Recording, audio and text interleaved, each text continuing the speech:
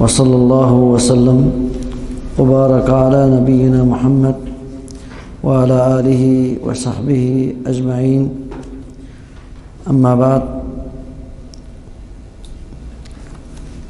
آج اللہ سبحانہ و تعالیٰ کی توفیق سے ہمارا چھٹا لیکچر ہے یا چھٹا درس ہے۔ اس درس میں انشاءاللہ اللہ کی توفیق سے توحید باری تعالیٰ اس کی تفصیل بیان ہوگی۔ اللہ پر ایمان لانے کے حوالے سے پہلے ہم نے اللہ سبحانہ و تعالیٰ کے جو وجود کے حوالے سے جو شبہات لوگوں کے دلوں میں ہیں اور پیش کرتے ہیں، ملحدین کی طرف سے ایک یلغار ہیں، فتنہ الحاد ہیں، ان کے ردود کے حوالے سے عقلی اور نقلی دلائل سن چکے ہیں۔ انشاءاللہ آج سے جو ایمان باللہ کے حوالے سے جو صلب موضوع ہیں، اصل موضوع کے اندر ہم داخل ہو رہے ہیں۔ توحید یہ بہت ہی عظیم ایک مسئلہ ہے جسے علماء نے الفقہ الاکبر کہا ہے۔ سب سے اصل علم، جو بنیادی علم، توحید باری تعالیٰ ہے، اور یہ فقہ الاکبر ہے۔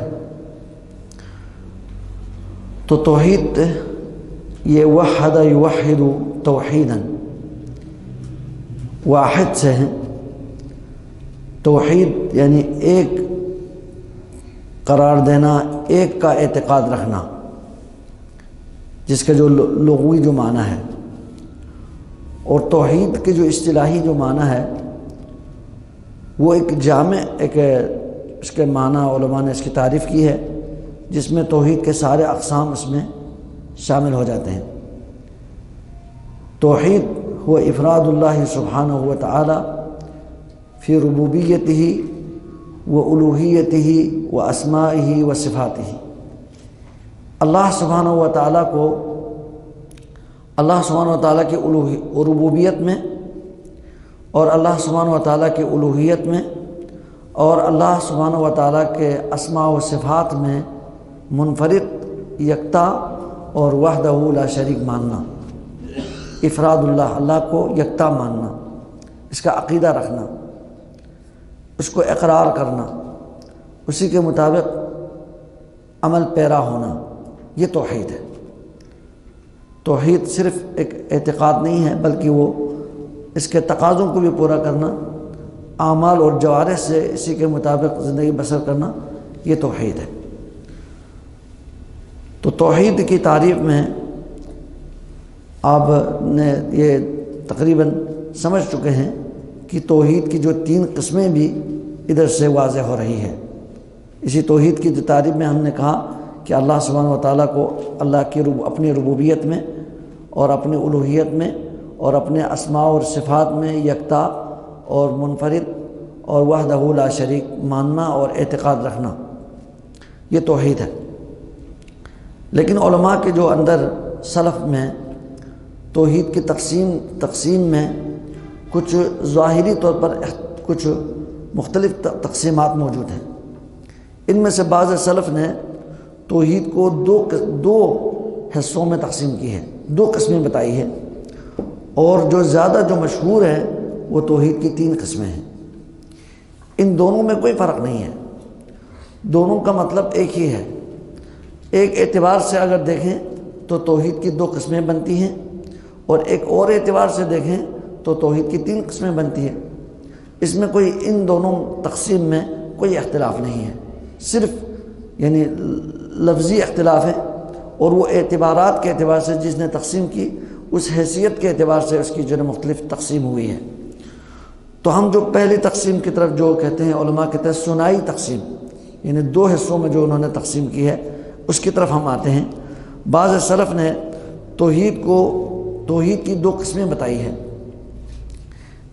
ایک توحید کی جو پہلی قسم ہے، جو ہم جو پہلی تقسیم کی طرف ہیں، پہلی جو تقسیم ہے یا پہلی جو قسم ہے وہ توحید فی الاثبات والمعرفہ، یعنی اس بات میں اور معرفت میں اللہ تبارک و تعالیٰ کے حوالے سے اللہ کے بارے میں جو علم ہے اس کو حاصل کرنے میں، معرفت حاصل کرنے میں، اور اللہ سبحانہ و تعالیٰ کے جو ربوبیت اسماء و صفات کے اس بات کی جو توحید ہے، یہ توحید کی قسم جو بتاتے ہیں۔ اور اسی توحید کی اسی قسم کو بعض سلف نے التوحید العلمی الخبری کہا ہے، اسی قسم کو التوحید العلمی الخبری کہا ہے، یعنی جس سے ہمیں اللہ کے بارے میں علم حاصل ہو اور جس کے بارے میں اللہ تبارک و تعالیٰ نے اور اس کے رسول صلی اللہ علیہ وسلم نے ہمیں خبر دی ہے، التوحید العلمی الخبری بھی کہتے ہیں، اور اسی قسم کو توحید فی الاثبات والمعرفہ بھی کہتے ہیں۔ اور اسی کو ہم نے کہا کہ بعض نے التوحید العلمی الخبری الاعتقادی کہا ہے۔ اور یہ جو قسم ہے اس جو اثبات والمعرفہ کہتے ہیں یا آپ التوحید العلمی الخبری الاعتقادی کہیں، اس قسم کا مطلب یہ ہے کہ اللہ سبحانہ و تعالیٰ کی جتنی صفات ہیں اور جتنے اسماء ہیں، ان تمام اسماء و صفات کو ماننا، اللہ سبحانہ و تعالیٰ سے کمال صفات کا اعتقاد رکھنا اللہ کے بارے میں، اور اللہ سبحانہ و تعالیٰ سے تمام عیوب اور نقائص کی اللہ کی تنزیہ کرنا، اللہ کی پاکیزگی بیان کرنا۔ اور اسی طرح اللہ سبحانہ و تعالیٰ کے جو افعال ہیں، اللہ کے اپنے افعال، ایک رب ہونے کے حیثیت سے جو اللہ سبحانہ و تعالیٰ کے افعال ہیں، ان سب میں اللہ سبحانہ و تعالیٰ کو یکتا اور منفرد ماننا، یہ توحید اثبات والمعرفہ ہے، یا التوحید العلمی الخبری الاعتقادی ہے۔ اب یہاں سے معلوم ہوا کہ یہ تو توحید کی جو قسم جو علماء نے بیان کی ہے، اسی میں توحید ربوبیت اور توحید اسماء و صفات اس کے اندر متضمن ہے۔ جو علماء نے 3 قسم کی ہے نا، وہ اس میں جو 2 جو ہے نا اس میں ہے، باقی ایک قسم جو بچ جاتی ہے وہ اس تقسیم کے اعتبار سے جو دوسری قسم ہے جو توحید فی الطلب والقصد، توحید فی الطلب والقصد، اور اسی کو بعض نے التوحید الطلبی القصدی الارادی بھی کہا ہے، یعنی ایک بندہ اللہ سبحانہ و تعالیٰ کہ جو عبادت کرنے میں اللہ سبحانہ و تعالیٰ کی طرف وہ متوجہ ہو رہا ہے، قصد کر رہا ہے اللہ سبحانہ و تعالیٰ کی ارادہ، اللہ کی طرف وہ عبادت کے وہ ارادہ کرتا ہے، اس عبادت میں اللہ سبحانہ و تعالیٰ کو وحدہ لا شریک ماننا، جو کہ فی الطلب والقصد، اللہ کو طلب کرنے میں، تلاش کرنے میں، اللہ کی طرف ارادہ کرنے میں، تو اللہ سبحانہ و تعالیٰ کو منفرد اور یکتا ماننا، یہ توحید فی الطلب والقصد بھی ہے، اور اسی کو التوحید الطلبی القصدی الارادی بھی کہتے ہیں، یعنی تمام عبادتوں کو اللہ سبحانہ و تعالیٰ کے لیے خالص کرنا، اللہ ہی کے لیے کرنا، جس میں اللہ تبارک و تعالیٰ کے ساتھ محبت اور اللہ تبارک و تعالیٰ کے عذاب عقاب سے ڈر، اللہ کی رحمت کی امید وغیرہ، جو ساری جو عبادات کے اقسام اور اس میں جو انواع اور اقسام جس میں داخل ہے، ان سب میں اللہ سبحانہ و تعالیٰ کو یکتا ماننا، یہ توحید الالوہیہ ہے۔ اس اعتبار سے یہ 2 قسمیں جو انہوں نے بتائی ہے، اس میں پہلی قسم میں توحید ربوبیت اور اسماء و صفات ہے جو کہ اثبات اور معرفہ ہے، اور دوسری جو قسم ہے توحید فی الطلب والقصد میں توحید الوہیت ہے، تو ان میں کوئی فرق نہیں ہے۔ باقی جو مشہور جو تقسیم ہے وہ تقسیم ثلاثی ہے، یعنی علماء نے اس کو جو 3 حصوں میں تقسیم کی ہے، اور یہی سلف اور خلف میں اور کتابوں میں یہی مشہور ہے، اور اسی کے اوپر جو ہے نا علماء نے آگے تفصیل بیان کی ہے۔ تو توحید کی جو 3 قسمیں ہیں، وہ پہلی قسم توحید ربوبیت، اور دوسری قسم توحید الالوہیہ، توحید الوہیت یا توحید العبادہ بھی کہتے ہیں، اور تیسری قسم ہے توحید الاسماء والصفات، توحید ربوبیت، توحید الوہیت، توحید اسماء و صفات، یہ 3 قسمیں ہیں۔ اب یہی جو 3 قسمیں ہیں علماء نے انہی تینوں قسموں کو علماء نے ذکر کیا ہے، اور بعض نے یہاں چوتھی قسم ذکر کرنے کی کوشش کی ہے توحید الحاکمیہ کے نام سے، یعنی اللہ سبحانہ و تعالیٰ ہی کو وحدہ لا شریک کو حاکم ماننا، اللہ کے ہی حکم کو جو اللہ کا حکم ہے، اللہ سبحانہ وتعالیٰ کی جو شریعت ہے اسی کو نافذ کرنا۔ وَمَن لَّمْ يَحْكُم بِمَا أَنزَلَ اللَّهُ فَأُولَٰئِكَ هُمُ الْكَافِرُونَ وَمَن لَّمْ يَحْكُم بِمَا أَنزَلَ اللَّهُ فَأُولَٰئِكَ هُمُ الْفَاسِقُونَ، جو اللہ کی شریعت کے علاوہ کسی اور جو قوانین کے ذریعے فیصلہ کرے اور اسی کے مطابق نافذ کرے، حکم نافذ کرے، تو ایک آیت میں کافرون کہا ہے، ایک میں ظالمون کہا ہے، ایک میں فاسقون کہا ہے۔ اسی کو لے کر بعض نے توحید حاکمیت کے جو قسم کا اضافہ کیا ہے، جبکہ توحید الحاکمیہ کی ضرورت نہیں ہے، وہ توحید عبودیت کے اندر شامل ہے، الوہیت کے اندر شامل ہے۔ فیصلہ کرنا یا اللہ کے شریعت کو ماننا یہ عبادت ہے۔ اللہ کا آپ بندہ ہے، اللہ کے کو مانتے ہیں، رب مانتے ہیں، تو پھر الوہیت میں جو جتنی عبادات ہے، اللہ کے جو شریعت کو ماننا، اپنے آپ پر نافذ کرنا، اس زمین پر نافذ کرنا، یہ عبودیت ہے، یہی تو عبودیت ہے۔ عبادت ایک خاص چند عمل کا نام نہیں ہے، بلکہ عبادت اللہ سبحانہ وتعالیٰ کی شریعت کو اپنے اوپر نافذ کرنا اور اپنی استطاعت کے مطابق اس زمین پر نافذ کرنا، یہ حاکمیت ہے۔ اور حاکمیت الوہیت کے اندر داخل ہے، اس لیے اس کو الگ تقسیم کرنے کی ضرورت نہیں ہے۔ اب یہ تقسیم ثلاثی ہی ٹھیک ہے، درست ہے، کیونکہ یہی جو نا حاکمیت اس کے اندر جب داخل توحید حاکمیت داخل ہو رہی ہے تو اس کو الگ قسم بنانے کی ضرورت نہیں ہے۔ تو تین قسمیں ہی دقیق ہے اور معتبر ہے، اس کے دلائل موجود ہیں۔ اب سوال ہوتا ہے کہ آپ لوگوں نے اس توحید کو ابھی جو تین قسموں میں تقسیم کی، اس کی کیا دلیل ہے؟ کیا قرآن میں کوئی تین قسمیں بتائی ہے اللہ نے، یا کوئی حدیث میں، صحیح حدیث میں کوئی تین قسمیں اللہ کے نبی نے فرمایا ہو کہ توحید کی تین قسمیں ہیں؟ آج آپ لوگ ہمیں توحید کی تین قسمیں اس کو جو نا سمجھا رہے ہیں، تین کے جو نا چار کیوں نہیں ہو سکتی، دو کیوں نہیں ہو سکتی، تین کیوں ہیں؟ یہ اعتراض اٹھتا ہے، باقاعدہ اعتراض آیا ہے، اور سلف کے زمانے میں بھی اعتراض آیا ہے، جب علماء نے سمجھانے کے لیے کتاب و سنت سے استنباط کر کے ان مسائل کو لوگوں کو آسانی کے لیے جب سمجھانے کی کوشش کی، تو یہ اعتراض اس وقت بھی آیا ہے اور یہ اعتراض ابھی بھی ہے۔ تو اس کا جواب یہ ہے کہ جو علماء نے جو اس بارے میں جو توحید کی تین قسمیں بتائی ہے، وہ اپنے طور پر انہوں نے اس کے کوئی دلیل نہ ہو ایسا اجتہاد نہیں کیا، بلکہ انہوں نے کتاب و سنت کے اوپر بغور مطالعہ کرنے کے بعد وہ اس نتیجے پہ پہنچے ہیں۔ یعنی انہوں نے توحید سے متعلق جتنے آیات ہیں، احادیث ہیں، سب کو جمع کیا، ان کا خلاصہ نکالا، تو توحید کی یہی تین قسمیں بنتی ہے، اس سے اور آگے چوتھی قسم بنتی ہی نہیں ہے۔ مثلا جنہوں نے کہا حاکمیت ہے، اور ہم حاکمیت کو پر غور کیا، اس کے معنی میں غور کیا، تو الوہیت کے اندر داخل ہے، یہ عبادت کی ایک قسم ہے، تو پھر اس کو چوتھی قسم بنانے کی ضرورت ہی نہیں ہے۔ تو جتنے جو علماء نے یعنی کتاب و سنت میں جو نصوص ہیں، دلائل ہیں، ان سب پہ جب غور کیا تو ان تین قسموں سے خارج نہیں ہے۔ جتنی توحید کی جو دلائل، آیات اور احادیث ہیں، ان سب سے یہی تین قسمیں ہی بنتی ہے، اور چوتھی قسم بنتی ہی نہیں ہے، اس کی گنجائش ہی نہیں ہے۔ اس کو علماء کہتے ہیں دلیل الاستقراء۔ دلیل الاستقراء سے مراد ہے یعنی اس کو بغور مطالعہ کرنے کے بعد دقیق انداز میں علماء نے اس وقت سے جو علماء سلف ہیں، علماء ربانیین ہیں، جو راسخین فی العلم ہیں، انہوں نے ان کے پر جتنے غور کیا، غور کرنے کے بعد چوتھی قسم کی گنجائش نہیں ہے۔ تو اسی لیے اس کو کہتے ہیں دلیل الاستقراء ہے، کتاب و سنت میں غور کرنے کے بعد وہ اس نتیجے پہ پہنچے ہیں کہ توحید کی یہ تین ہی قسمیں بنتی ہے۔ اور اس بارے میں باقاعدہ علماء نے کتاب لکھی ہے، یعنی توحید کی تین قسمیں کیوں ہیں۔ اس پر ہمارے ایک استاد محترم یعنی فضیلت الاستاذ دکتور عبدالرزاق العباد، جو ابھی بھی مسجد نبوی میں مدرس ہیں، اور ان کے والد بھی میرے استاد ہیں الحمدللہ، عبد المحسن عباد، تو دونوں بہت ہی علامہ اور محدث ہیں، اور خاص طور پر عقیدے کے حوالے میں ہمارے دکتور عبدالرزاق، اسی میں ان کے جو پی ایچ ڈی ہے اسی میں وہ استاذ ہیں۔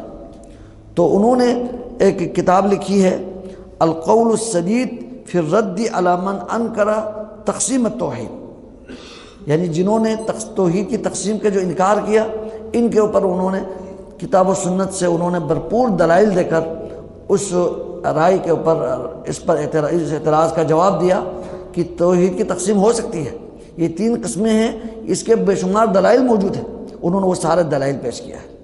اور اسی طرح انہوں نے اسی کتاب کو پھر اختصار کیا، یہ کتاب تھوڑا سا طویل تھی تو پھر انہوں نے اسی کا اختصار کیا، المختصر المفید فی بیان دلائل اقسام توحید، المختصر المفید فی بیان دلائل اقسام توحید، توحید کے اقسام کے دلائل میں انہوں نے ایک پھر اس کے اوپر اختصار کر کے تقریباً 50-60 صفحات پر انہوں نے مختصر انہوں نے ایک رسالہ لکھا ہے۔ اس میں انہوں نے مختلف انداز میں جواب دیا ہے ان اعتراضات کے کہ جن میں جو نا لوگوں نے اعتراض کیا کہ توحید کی 3 جو تقسیم ہے وہ درست نہیں ہے، بلکہ علماء فرماتے ہیں آپ دیکھو کوئی بھی آپ قرآن کی آیت لے لیں اور قرآن کو شروع سے آخر تک پڑھیں، احادیث کو جو توحید کے متعلق احادیث ہیں ان کو آپ جمع کریں، اکٹھے کریں، اس پر غور کریں تو اس کی جو توحید کی 3 قسمیں جو ہونا اور اس میں جو قسموں کے جو نا بہت ہی واضح طور پر اس میں دلائل استدلال موجود ہے۔ مثلا علماء نے اس بارے میں بحث کیا، آپ سورہ فاتحہ کو لے لیں، سورہ فاتحہ چونکہ قرآن کا خلاصہ ہے اور سورہ فاتحہ جو ہے نا توحید کا جو ہے نا وہ مجمع ہے، ایک مجموعہ ہے، توحید کا خلاصہ ہے۔ آپ سورہ فاتحہ کو لے لیں، سورہ فاتحہ کو بسم اللہ الرحمن الرحیم پہلی آیت ہے الحمد للہ رب العالمین، الحمد تمام تعریف للہ اللہ کے لیے، تعریف کرنا عبادت ہے تو ہم نے ساری تعریفات کو اللہ کے لیے خاص کیا، تو یہ توحید الوہیت ہے، یعنی تمام عبادات کو ہم اللہ کے لیے خاص کر رہے ہیں۔ رب العالمین جو تمام جہاں والوں کا رب ہے وہ ربوبیت ہے، اسی سے ربوبیت نکلا ہے۔ اب اسی آیت میں توحید الوہیت کے بھی اس بات ہے اور رب العالمین میں کیا ہے توحید ربوبیت کے اس بات ہے۔ الرحمن الرحیم بہت زیادہ مہربان اور نہایت رحم کرنے والا ہے، تو الرحمن اللہ کے ناموں میں سے ہیں، الرحیم اللہ کے اسماء میں سے ہیں، تو اور اسی کے اندر صفت رحمت متضمن ہے۔ ہر نام کے اندر انشاءاللہ ہم آگے بیان کریں گے اللہ کے تمام اسماء حسنہ کے اندر صفات بھی متضمن ہیں۔ الرحمن ہے تو پھر آپ کی صفت رحمت یہاں سے ثابت ہو رہی ہے، تو یہ توحید اسماء و صفات ہے، اسماء بھی ثابت ہو رہے ہیں اور صفات بھی ثابت ہو رہی ہے۔ الرحمن الرحیم، مالک یوم الدین، جزا اور سزا کے دن کے مالک، یہ ملوکیت ثابت ہو رہی ہے، یہ توحید ربوبیت ہے۔ پھر ربوبیت کی طرف آ گئی، مالک یوم الدین یعنی کل قیامت کے دن کسی کی بادشاہت نہیں ہوگی، بادشاہت تو اس دنیا میں بھی صرف حقیقی اللہ کی ہے، لیکن اللہ سبحانہ وتعالیٰ امتحان کے لیے دوسروں کو کچھ وقتی کوئی اختیار دیا ہوا ہے، لیکن اصل میں قیامت کے دن اللہ کی بادشاہت مکمل طور پر ظاہر ہوگی، وہاں تو کسی کی بادشاہت نہیں چلے گی۔ لمن الملک اليوم للہ الواحد القہار، آج کس کی بادشاہت ہے تو اللہ تعالیٰ خود جواب دیں گے للہ الواحد القہار، صرف اللہ سبحانہ وتعالیٰ کے جو اکیلا ہے، القہار ہے، بہت زبردست ذات ہے، اسی کی حکمت ہوگی۔ تو مالک یوم الدین کی جو ہے نا خصوصیت کی وجہ یہ ہے کہ اس وقت کسی کی بادشاہت نہیں چلے گی، تو مالک یوم الدین یہ ملکیت ہے اور یہ توحید ربوبیت ہے، سارے اختیارات آپ کے پاس، یہی توحید ربوبیت ہے مالک یوم الدین۔ اب آگے جائیں، ایاک نعبد و ایاک نستعین، یہ جو قرآن مجید کا خلاصہ سورہ فاتحہ ہے اور سورہ فاتحہ کا خلاصہ یہ ایاک نعبد و ایاک نستعین ہے۔ ایاک نعبد، ہم صرف اور صرف آپ کی عبادت کرتے ہیں، یہ جو یہ مطلب نہیں ہے کہ ہم آپ کی عبادت کرتے ہیں، صرف آپ کی عبادت کرتے ہیں، یہ معنی نہیں۔ جب ایاک اصل میں ہے نعبد کا ہے، یعنی ہم آپ کی عبادت کرتے ہیں، یہاں جو فاعل عموماً علم نحو میں جاننے والوں کے ہاں یہ واضح ہے کہ پہلے فعل آتے ہیں، پھر اس کے بعد فاعل آتے ہیں، پھر مفعول آتا ہے۔ یہاں اصل میں جو جملہ ہے نعبد کا، اور آخری جو کا کو جو ہے نا پہلے لائے ہے، مفعول کو پہلے لائے ہے، مفعول تو آخر میں آتا ہے، پہلے فعل پھر فاعل پھر مفعول آتا ہے، لیکن یہاں جو ہے نا اس میں جو پیچھے آنے والے کو پہلے لایا گیا۔ یہ نحوی قاعدہ ہے، بلاغت کا قاعدہ ہے، اگر کسی نحو میں یا لغت میں، عربی لغت میں کوئی جس کا محل بعد میں آنے کا ہے، جگہ بعد کی ہے، لیکن اس کو اگر پہلے لائیں، مؤخر کو مقدم کریں تو پھر اس میں تخصیص پیدا ہوتی ہے، حصر پیدا ہوتی ہے۔ التقدیم ما حقہ التاخیر والتاخیر ما حقہ التقدیم، جو بعد میں آنے والے کو پہلے لائیں، پہلے والے کو بعد میں لے کے جائیں تو اس سے ایک حصر پیدا ہوتی ہے، اس میں مبالغہ پیدا ہوتا ہے۔ یعنی ایاک نعبد کا کیا مطلب ہے کہ ہم صرف اور صرف آپ کی عبادت کرتے ہیں، آپ کے علاوہ کسی کی عبادت نہیں کرتے، یعنی دوسروں کی نفی ہے۔ اگر کوئی اللہ کے ساتھ کسی اور کی بھی پجاری کرے تو ایاک نعبد پر عمل نہیں ہو رہا، کیونکہ اس میں حصر ہے، صرف آپ کی عبادت کریں گے، وَإِيَّاكَ نَسْتَعِينُ، اور صرف آپ ہی سے ہم مدد چاہتے ہیں۔ یہ استعانہ اور عبادت تو ساری عبادت اس کے اندر شامل وہ ہے کہ ہم ہر نماز میں اللہ سبحانہ وتعالیٰ سے عہد کر رہے ہیں کہ ہم آپ ہی کی عبادت کریں گے اور آپ ہی سے ہم مدد چاہتے ہیں۔ تو یہ استعانت جو ہے عبادت کا ایک حصہ ہے۔ عبادت ایک جامع ہے، انشاءاللہ آگے اس کی تعریف آئے گی۔ تو عبادت کو ہم نے خالص اللہ کے لیے کیا، تو گوئے کہ توحید جو نا، توحید کی تینوں قسمیں اس میں آئی ہیں۔ تینوں قسموں کے آپ کوئی بھی آیت جا کے دیکھیں اور جامع آیات موجود ہیں، ان میں جو نا توحید کے تینوں اقسام ہیں، یا ان میں سے ایک قسم کے اوپر اس کے اندر دلیل موجود ہے۔ اب آیت الکرسی لے لیں اور اس کے بعد سورہ فاتحہ میں اہدنا الصراط المستقیم، ہمیں سیدھا راستہ دکھائیں، تو ہدایت کی دعا بھی عبادت ہے۔ صراط الذین انعمت علیہم، جن پر آپ نے انعام کیا، جن کو آپ نے توحید کے جو دولت سے نوازا، غیر المغضوب علیہم ولا الضالین، ان کا راستہ، ان سے ہمیں بچائیں جن کے پر آپ کا غضب نازل ہوا، جنہوں نے شرک کیا، کفر کیا، گمراہ لوگوں کے راستے سے ہمیں بچائیں، یہ اہل شرک سے پناہ ہے۔ تو گوئے کہ توحید ہی توحید ہے، اور اس میں توحید الوہیت اور ربوبیت بھی ہے، الوہیت بھی ہے، اسماء و صفات بھی ہے۔ آپ کوئی بھی دلیل لے لیں تو ان تین قسموں سے خارج نہیں ہے۔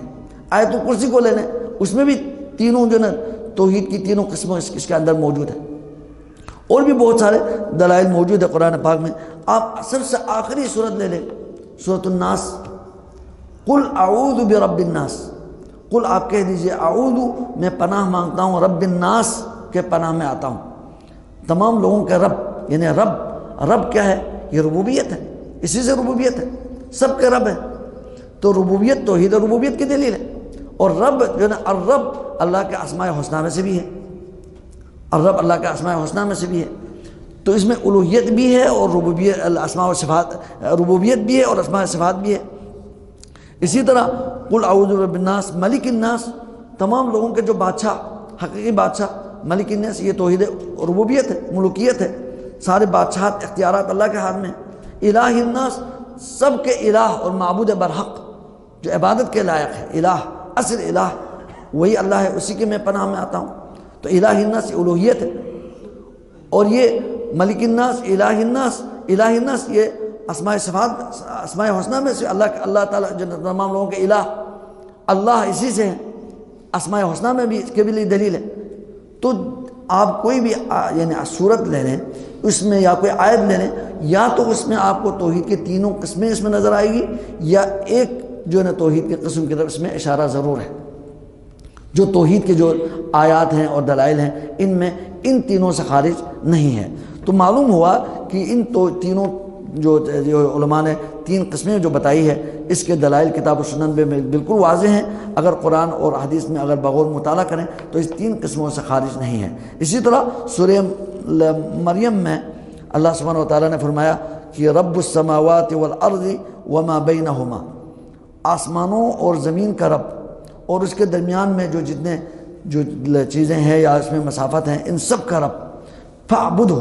جب اللہ سبحانہ وتعالیٰ آسمانوں اور زمین کا جو رب ہے، وہی رب ہے، اسی نے پیدا کیا، سب کچھ اسی نے دیا، تو فاعبدہ، بس اسی کی عبادت کرو۔ اب تو پہلے توحید ربوبیت کو ثابت کر کے الوہیت کی دعوت دے رہے ہیں۔ جب آپ رب السماوات والارض مانتے ہیں تو عبادت بھی اسی کی ہونی چاہیے، فاعبدہ واصطبر علیہا، اسی پر صبر کرے، استقامت اختیار کرے، اسی توحید پر استقامت اختیار کرے۔ فاعبدہ واصطبر لعبادتہ، اس کی عبادت میں صبر سے کام لے۔ هل تعلم له سمیہ، کیا تو اللہ کے لیے کوئی ہم نام پاتے ہیں؟ یعنی سمیہ، اللہ کے ناموں میں نام کی طرح کسی اور کا نام ہے، یعنی اس میں اسماء صفات کا اشارہ ہے، یعنی اللہ کے نام وہی یکتا ہے، اس کے ناموں میں بھی کوئی وحدہ لا شریک ہے، اس کے کوئی شریک نہیں ہے۔ کوئی جس کے کوئی ہم نام ہو، جس کے پاس اللہ کے جو طاقت کی طرح کسی کے پاس طاقت ہو، نام بھی اس کا اس طرح ہو، کوئی نہیں۔ یعنی اس میں توحید اسماء و صفات بھی، یعنی تو ربوبیت بھی ہے اور اسماء الوہیت بھی ہیں اور اسماء و صفات بھی ہیں۔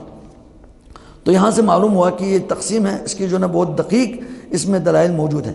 اب اسی لیے علماء نے فرمایا کہ یہ جو تقسیم ہے یہ بعد کے علماء کی نہیں ہے، بہت پرانے علماء نے اس کا استدلال کیا ہوا ہے، استنتاج کیا ہوا ہے۔ ان میں سے بہت سارے پرانے علماء میں سے ابن مندہ، ابن جریر طبری رحمہ اللہ، اور اسی طرح شیخ الاسلام ابن تیمیہ اور ابن القیم رحمہ اللہ، انہوں نے اپنی کتابوں میں ان کے بہت سارے دلائل دیا ہے۔ اور اسی طرح امام زبیدی نے تاج العروس میں، اور اسی طرح نئے علماء میں سے امام شنقیطی نے اضواء البیان میں مختلف جگہوں پہ توحید کی جو آیات ہے انہی میں یہ استدلال کرتے گئے ہیں، استدلال کیا ہے۔ تو اس میں جو نا علماء نے مکمل نصوص کتاب و سنت کے اوپر مطالعہ کرنے کے بعد، اس سے استدلال کرنے کے بعد یہی تینوں قسمیں یعنی بنی ہیں، اور اس کے علاوہ اور کوئی قسم نہیں بن سکتی۔ اب یہ جو اعتراض کرنے کا حق نہیں ہے، کسی بھی علم میں آپ غور کریں تو آپ ایک نتیجے پہ پہنچتے ہیں۔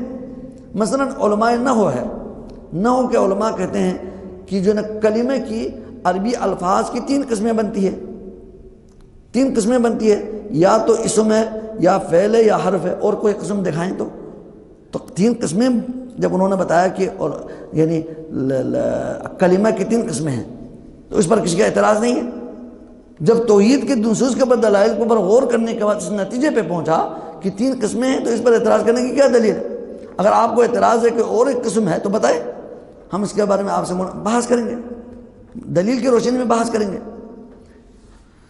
تو اسی طرح آپ فقہا کو دیکھیں تو نماز کے شروط بتاتے ہیں، اتنے شروط ہیں جی، اور نماز کے ارکان ہیں، وضو کے شرائط ہیں، ہاں وضو کے فرائض ہیں، 6 فرائض ہیں، اور سنن الوضو بعض فقہا نے اس کو 17 سنتیں ہیں وضو کے۔ یہ کہاں سے نقل کیے، کہاں سے استدلال کیا ہے؟ یہ نصوص پہ غور کرنے کے بعد، ہم اس کا اعتراض نہیں کرتے، اگر اس کے دلائل صحیح ہے تو پھر وہ ہو سکتا ہے۔ وضو کے ارکان ہیں مثلا 4 ہیں، ہاتھ کو دھونا اور چہرے کو دھونا اور سر پہ مسح اور پاؤں کو دھونا اور نیت، یہ اس طرح کے جو ہر ایک کی دلیل الگ الگ ہے نا۔ جب ان دلائل کی روشنی میں آپ کسی نتیجے پہ پہنچتے ہیں تو اس طرح کے حصر کرنے میں اگر استقراء صحیح استقراء ہو اور اس میں دقیق استقراء ہو تو اس میں اعتراض کرنے کا کسی کو حق نہیں ہے۔ تو یہ استقرائی دلیل ہے۔ باقی ہم نے کہا کہ قرآن میں ایک ہی صورت میں تینوں یعنی تقسیمات کی طرف اس میں دلائل موجود ہے، اور یہ بالکل واضح ہے۔ اب ہم آتے ہیں توحید کی پہلے قسم کی طرف، توحید الربوبیہ۔ الربوبیہ یہ اصل میں رب یا ربو، ربابا، یہ را با با ڈبل با، اس کا اصل جو اس کا جو صیغہ ہے الرب، الرب سے یہ ربوبیت بنی ہے، اور ربوبیت یہ اللہ سبحانہ و تعالیٰ کی صفات میں سے ایک صفت ہے۔ اللہ سبحانہ و تعالیٰ کی صفات میں سے ایک عظیم صفت ہے، صفت ربوبیت۔ اور یہ رب یا ربو سے یا ربابا یا ربوبو سے یہ اس کا جو نہ بنا ہے الرب، اور الرب سے یہ الربوبیہ ہے جو اللہ تعالیٰ کی صفت ہے اور ایک مصدر ہے۔ اور الرب سے یہ بنا ہے الرب سے، رب العالمین، الرب۔ جب الرب ہم مطلق طور پر الرب کہیں گے وہ اللہ سبحانہ وتعالیٰ ہی ہے۔ اگر رب کا معنی مالک، عربی زبان میں رب کے مختلف معنی بیان کیے ہیں علماء نے، مثلا المالک، مالک مطلق کو، السید، سردار کو بھی کہا ہے، المدبر، تدبیر کرنے والا، المطاع، جس کی اطاعت کی جاتی ہے، جس کی اطاعت ہوتی ہے، المصلح، ایک اصلاح کرنے والے کو بھی رب کہا ہے، المربی، تربیت کرنے والا، القیم، یعنی کسی کے جو نا سرپرستی کرنے والا، اسی طرح المنعم، انعام کرنے والا، یہ سب اللہ سبحانہ تعالیٰ کے یعنی صفات اور اسماء میں سے ہیں۔ تو یہ الرب کا اس میں سارے یہ معنی پایا جاتا ہے۔ ایک تو اللہ سبحانہ تعالیٰ نے پیدا کیا، پھر اللہ سبحانہ تعالیٰ نے ان کے رزق کا اس کے بھی بندوبست کیا، اور اس کو زندہ، ان کو رکھنا، ان کو مارنا، یہ سارے جو طاقت، قوت اور قدرت اللہ سبحانہ تعالیٰ کے ہاں ہے، یہ الرب ہے۔ اسی سے الربوبیہ مشتق ہوا ہے، اسی سے بنا ہے۔ تو اللہ سبحانہ و تعالیٰ الرب ہے، اس کا مطلب یہ اللہ کے اسماء حسنہ میں سے ہیں، یعنی اس کا مطلب ہے من لہ الخلق والامر، جس کے لیے ساری مخلوق ہے، یعنی جس نے سب کو پیدا کیا۔ اللہ خالق کل شیء، ہر چیز کو پیدا کرنے والا اللہ ہے، اسی سے یہی رب ہوتا ہے۔ وَأَلَا لَهُ الْخَلْقُ وَالْأَمْرُ، اللہ تبارک و تعالیٰ کے ہی، اللہ ساری مخلوق اللہ ہی کے ہیں، اور والامر، اور اللہ کا ہی حکم چلے گا۔ جب اللہ ہی کہے تو پھر اللہ کا ہی حکم ہوگا۔ تو اسی طرح الملک، اللہ تبارک و تعالیٰ ملک مطلق ہے، مطلق بادشاہ وہی ہے تو فهو رب کل شیء، ہر چیز کا رب وہی ہے، ہر چیز کا خالق وہی ہے، ہر چیز کا مالک وہی ہے، اور سب کے تمام مخلوق کے جو ہے نا اور کے اوپر ربوبیت کا جو حق ہے وہی اللہ سبحانہ و تعالیٰ وحدہ لا شریک، یہ توحید ربوبیت ہے۔ اب اس کی تعریف جو اصطلاحی تعریف ہے، شرعی تعریف ہے، یہ تو ہوا ہم نے اس کے لغوی طور پر تحلیل کی تھی۔ اب اصطلاحی تعریف کی جب آتے ہیں تو اصطلاحی تعریف یہ ہے هو الاقرار بأنه واحد فی افعالہ، یا ہم یہ کہہ دیں افراد اللہ سبحانہ و تعالیٰ فی افعالہ، اللہ سبحانہ و تعالیٰ کے اپنے افعال میں اللہ کو وحدہ لا شریک ماننا، یعنی اللہ کے اپنے افعال، اپنے اعمال، مثلا اللہ کے اعمال میں سے کیا ہے، عمل میں سے اللہ کا پیدا کرنا، اللہ کا رزق دینا، اللہ کے جو نا ان کے اوپر اختیار ہونا، اللہ سبحانہ و تعالیٰ کے اس کائنات کے جو نظام کو چلانا، یہ سارے اللہ تبارک و تعالیٰ کے اعمال میں سے، زندہ کرنا، مارنا، یہ سارے اماتہ، الاحیاء، تدبیر الامور، یہ ساری چیزیں اللہ تعالیٰ کے افعال میں سے صرف اللہ کرتے ہیں۔ اللہ سبحانہ و تعالیٰ کے افعال میں اللہ سبحانہ و تعالیٰ کو منفرد اور وحدہ لا شریک ماننا، یہ توحید ربوبیت ہے۔ اور اس کائنات کے اندر تصرف، تدبیر، یہ ساری جو چیزیں ہیں ربوبیت سے متعلق جتنی بھی چیزیں ہیں، ان سب میں اللہ سبحانہ و تعالیٰ کو وحدہ لا شریک ماننا، یہ توحید ربوبیت ہے۔ اور توحید ربوبیت کے جو دلائل ہیں بہت زیادہ ہے، متنوع ہیں، مختلف قسمیں ہیں، اور جتنے ہم نے جو اللہ کے وجود کے اوپر جو دلائل دیے تھے نا 5 انداز میں، عقلی، نقلی، شرعی اور حسی، یہ سارے دلائل دیے تھے، وہ سب اس کے اندر شامل ہیں۔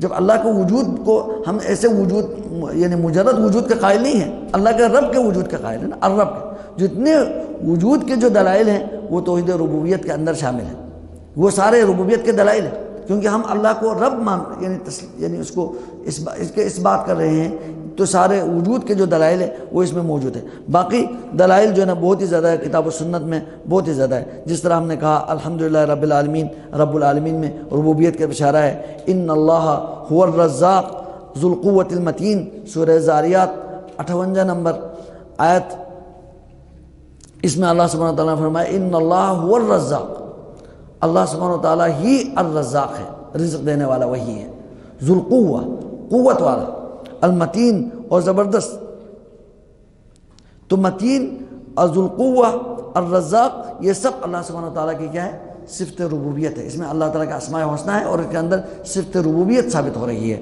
اسی طرح اللہ سبحانہ وتعالیٰ نے کیا فرمایا، انما امرہ اذا اراد شیئا ان یقول له کن فیکون، یہ اللہ تعالیٰ کی قدرت کاملہ میں سے کہ اللہ تبارک و تعالیٰ کا جو حکم جب ہوتا ہے، جب اللہ تعالیٰ کسی چیز کا کرنے کا ارادہ کرتا ہے تو اتنی اللہ تعالیٰ کی قدرت کامل ہے اور محیط ہے ہر چیز کے ساتھ، جب صرف اللہ سبحانہ تعالیٰ اس کے لیے کہتا ہے کن ہو جاؤ، اللہ ارادہ کرتا ہے ہو جاؤ، کہتے ہیں فیکون، وہ ہو جاتا ہے، پیدا ہو جاتا ہے، جو اللہ تعالیٰ چاہیں وہی ہو جاتا ہے۔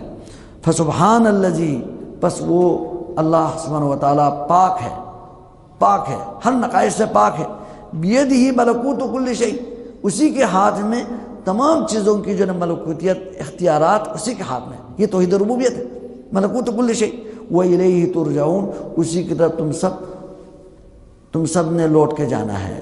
تو یہ توحید ربوبیت ہے۔ سورہ یاسین آیت نمبر 82 اور 83 میں اللہ سبحانہ وتعالیٰ نے یہ اللہ تعالیٰ کا جو سارے حکم اللہ کا ہے، جو نظام جو چل رہا ہے، اس میں ایک پتہ بھی اس کو گرنے کا اور ہلنے کا اللہ کے حکم کے بغیر اختیار نہیں ہے، اللہ کے حکم سے ہو رہا ہے، یہ توحید کیا ہے، ربوبیت ہے۔ اسی طرح اللہ سبحانہ وتعالیٰ نے فرمایا الا لہ الخلق والامر، اللہ ہی کے لیے سارے مخلوق اللہ ہی کے، یعنی سب پیدا اللہ نے کیا، اللہ خالق کل شیء، ہر چیز کو پیدا کرنے والا اللہ خالق وہی ہے، اور جب اللہ نے ہی پیدا کیا ہے تو اللہ کا ہی حکم اسی کائنات میں چلے گا، اللہ کے حکم سے یہ سب چل رہا ہے۔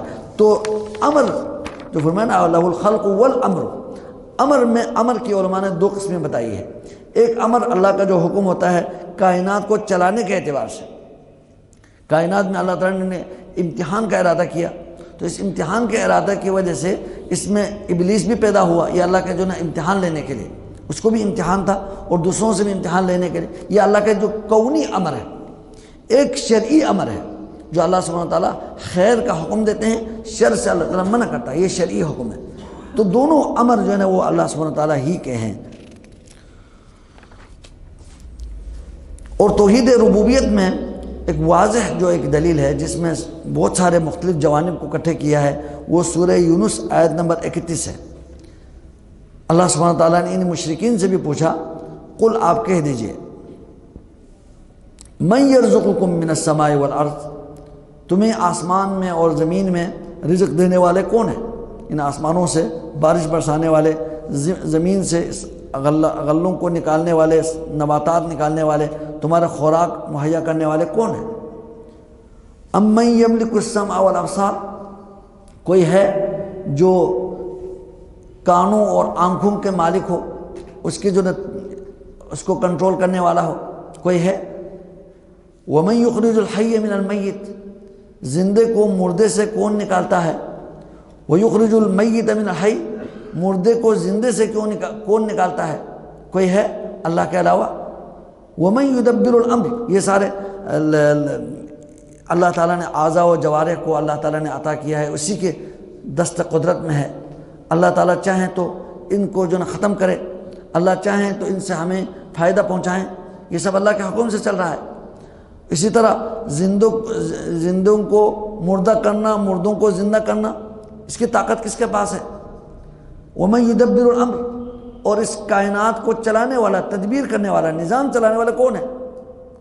تو یہ جو 3-4 سوالات ہیں ربوبیت کے، تو اللہ سبحانہ و تعالیٰ نے ان مشرکین، اس وقت کے مشرکین مکہ سے بھی پوچھا، یہ سوال کیا، تو اللہ سبحانہ و تعالیٰ خود فرماتے ہیں فَسَيَقُولُونَ اللَّهُ، وہ ان قریب کہیں گے وہ اللہ ہے، اللہ ہی ہے۔ یعنی ربوبیت کو تو یہ مشرکین مکہ بھی مانتے تھے، یہ جو توحید کے ربوبیت کی بات ہو رہی ہے وہ مشرکین مکہ بھی مانتے تھے، لیکن اسی لیے اللہ نے فرمایا فقل، اگر یہ اللہ ہے تو افلا تتقون، تم بچتے نہیں، شرک سے بچتے نہیں۔ یعنی ان کی شرک کس میں؟ الوہیت میں، عبادت میں شرک کرتے تھے، انشاءاللہ جو ہم آگے بیان کریں گے۔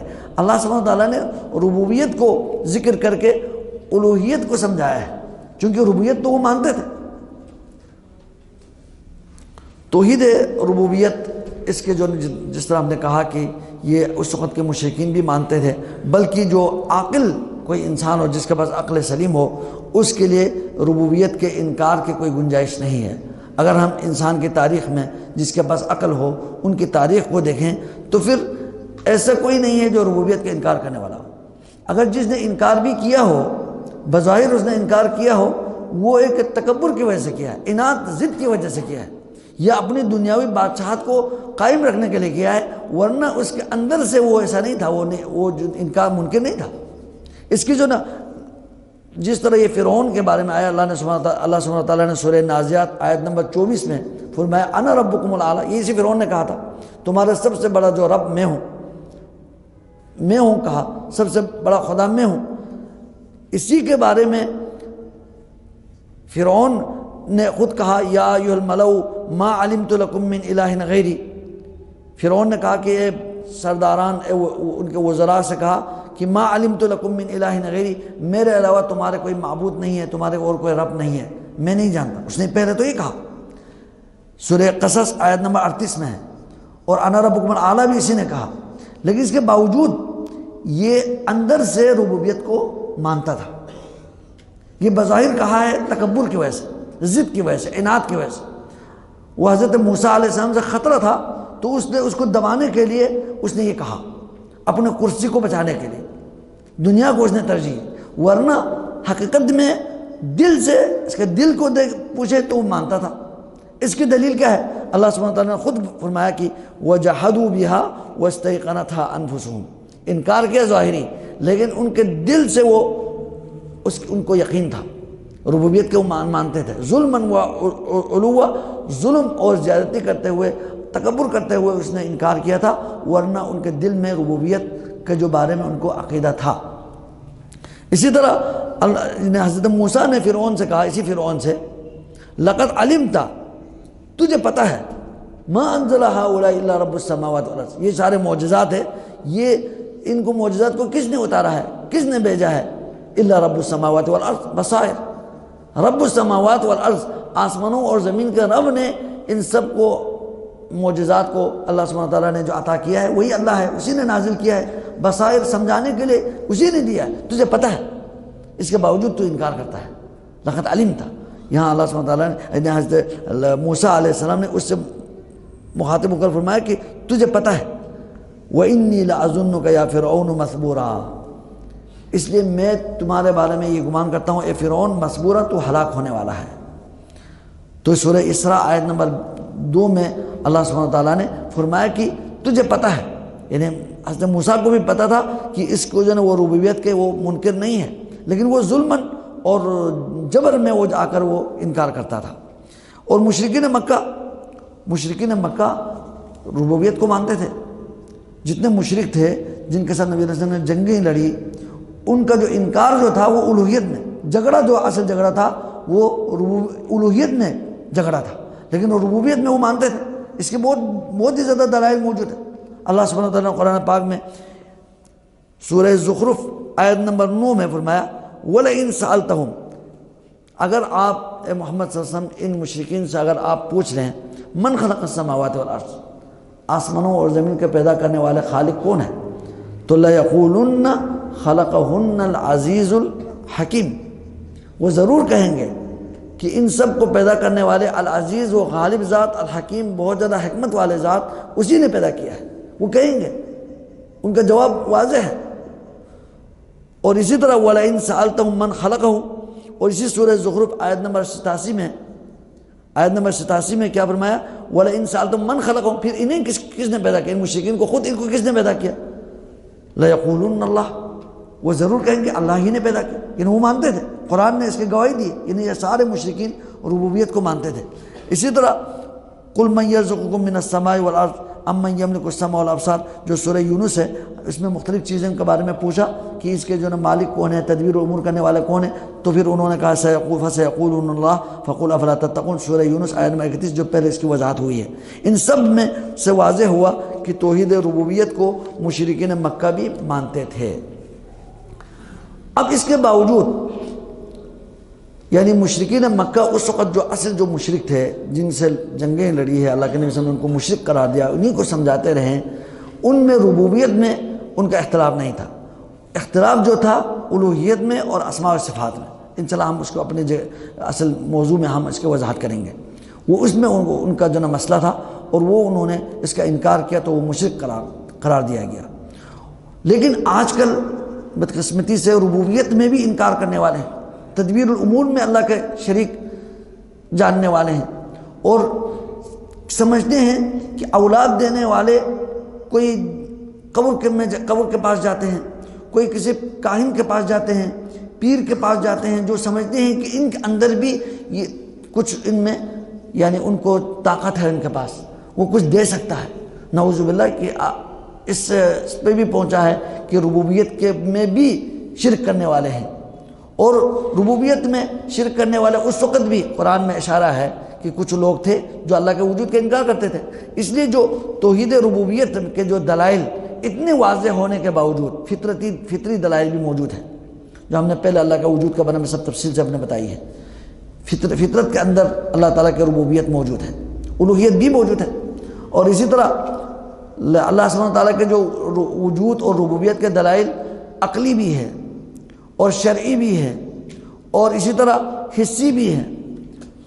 اس کے باوجود بدقسمتی سے لوگوں میں ایسے جو لوگ بھی ہیں جو فطرت سلیمہ سے جو کیا ہے گر چکے ہیں، گرے ہوئے لوگ ہیں، فطرت سلیمہ سے منحرف لوگ ہیں۔ اس لیے ہم دیکھتے ہیں کہ توحید ربوبیت میں بھی انحراف ہے، اس میں بھی جو ہے نا بہت ساری مخالفتیں ہیں۔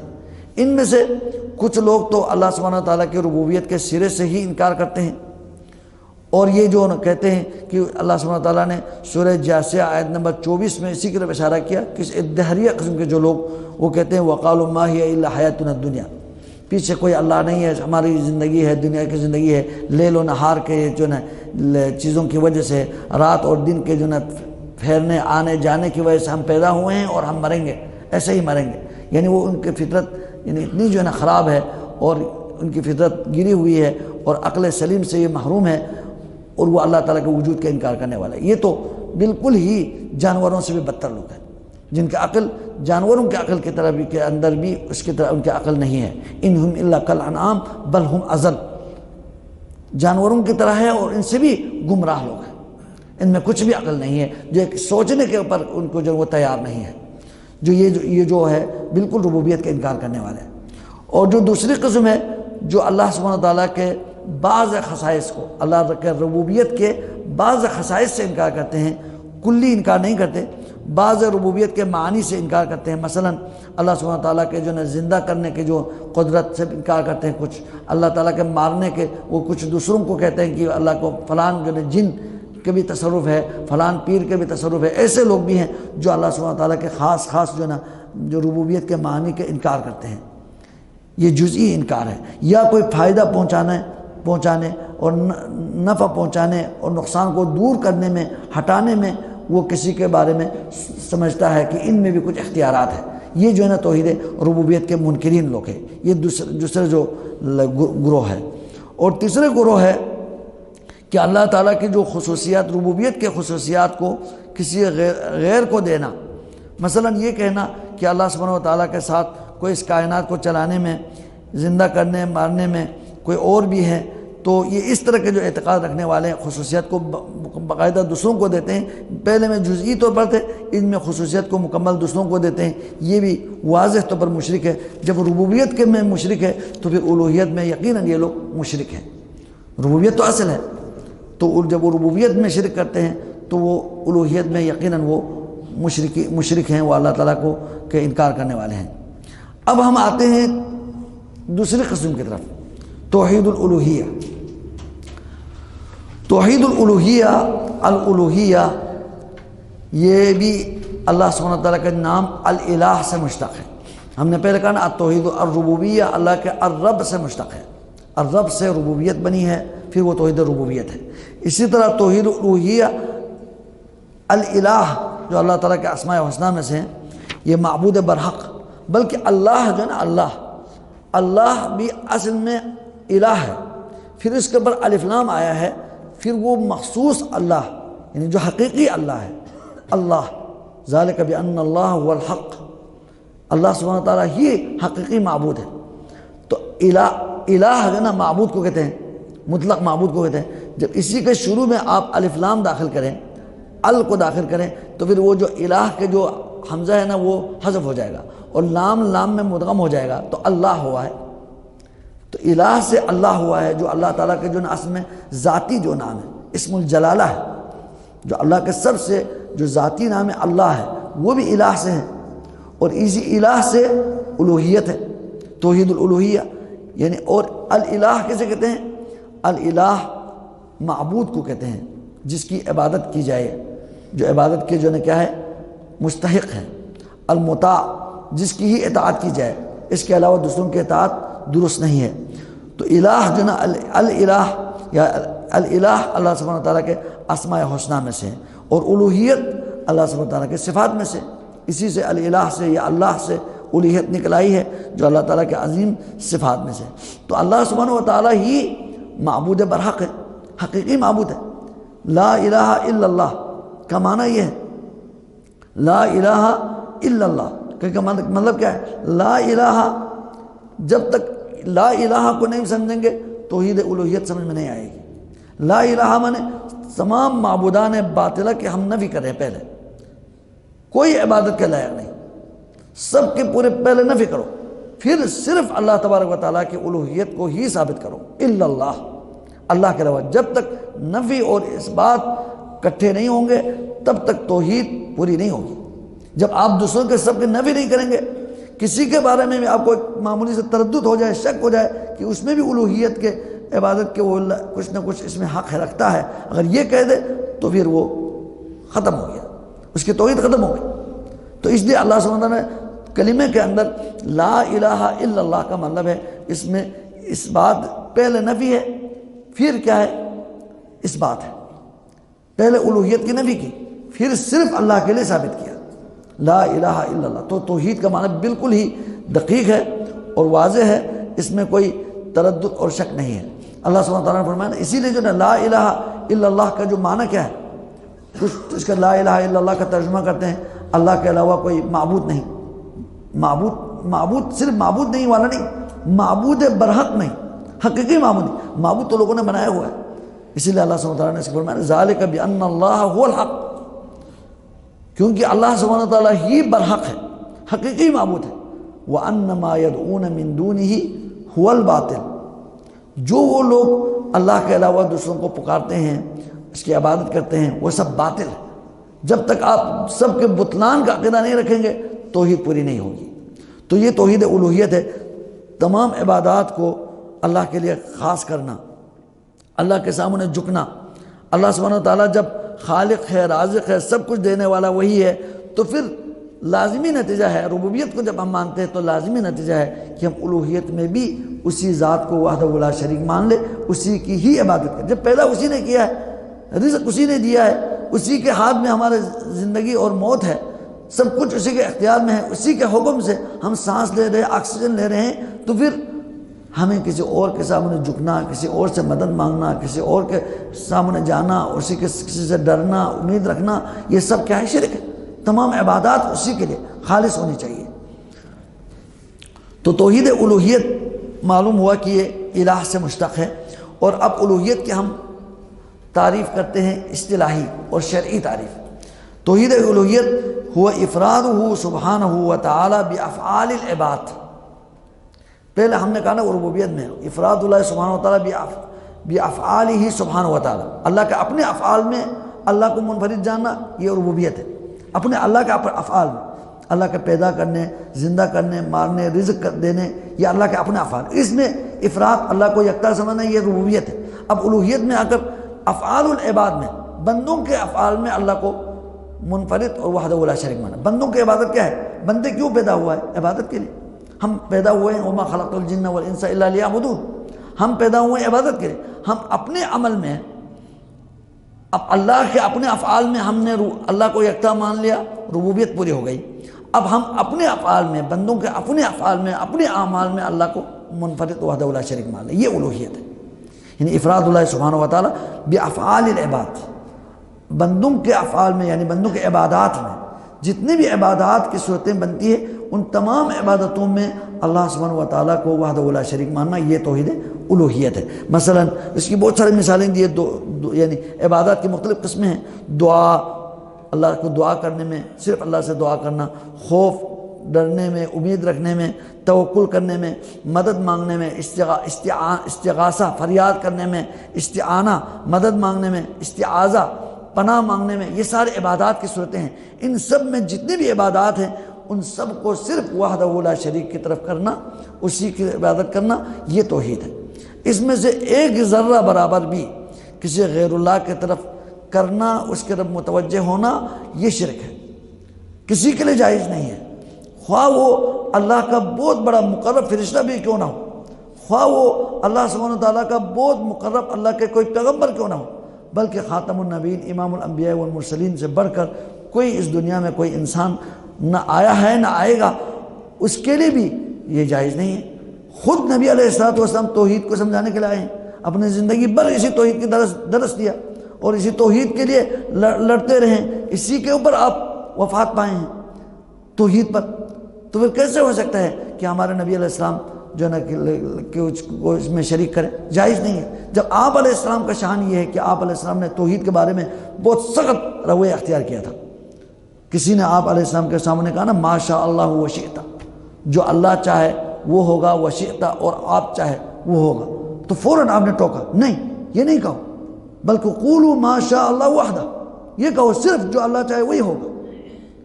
یہ توحید میں سخت ہے، فوراً اور روکتے تھے۔ آپ تو توحید کے لیے آئے تھے، توحید صرف آپ کے نہیں بلکہ تمام انبیاء کا جو اصل مشن ہے، نقطہ آغاز توحید ہے۔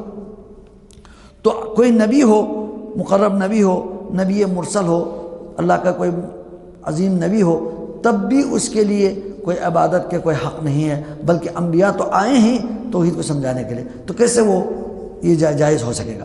تو یہ توحید الوہیت ہے اور عبودیت ہے، توحید عبودیت بھی کہتے ہیں یا توحید العبادہ بھی کہتے ہیں، یعنی تمام عبادتوں کو اسی کے لیے خاص کرنا۔ اب عبادات کے بارے میں ہم آتے ہیں، عبادت کسے کہتے ہیں؟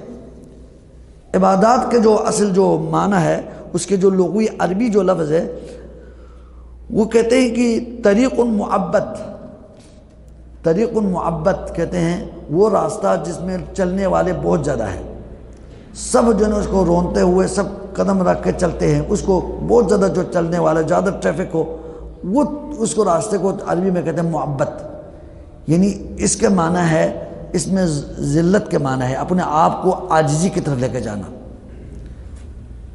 اپنے آپ کو اللہ کے سامنے